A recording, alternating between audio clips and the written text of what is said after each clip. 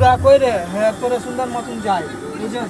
কালকে এই দুটো দেখছেন পাপড় পাপড় দেখে হ্যাঁ করে কবি কোনো সময় পায় ভুজিয়া চুরি, কোনো সময় সস চুরি, কোনো সময় পাপড় চুরি। এটা কোনো কথা নেই, বাইরের লোক বুঝছে কি এটা করিল তো।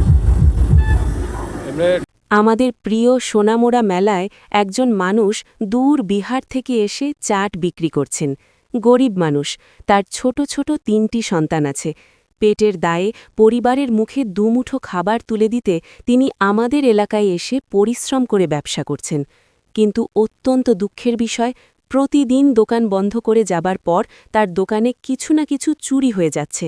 এটা শুধু চুরি নয়, এটা আমাদের জন্য লজ্জার বিষয়।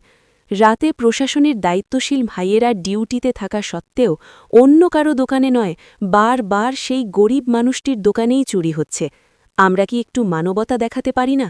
যে মানুষটি দূর রাজ্য থেকে এসে কষ্ট করে রুজি রোজগার করছেন, তার সাথে এমন আচরণ কি আমাদের মানায়? আসুন, আমরা সবাই সচেতন হই। প্রশাসনের কাছে অনুরোধ, বিষয়টি গুরুত্ব দিয়ে দেখা হোক। আর সমাজের প্রতি আহ্বান, গরিবের ঘামকে সম্মান করি, অন্যায়ের বিরুদ্ধে দাঁড়াই। মানবতা থাকুক সবার উপরে।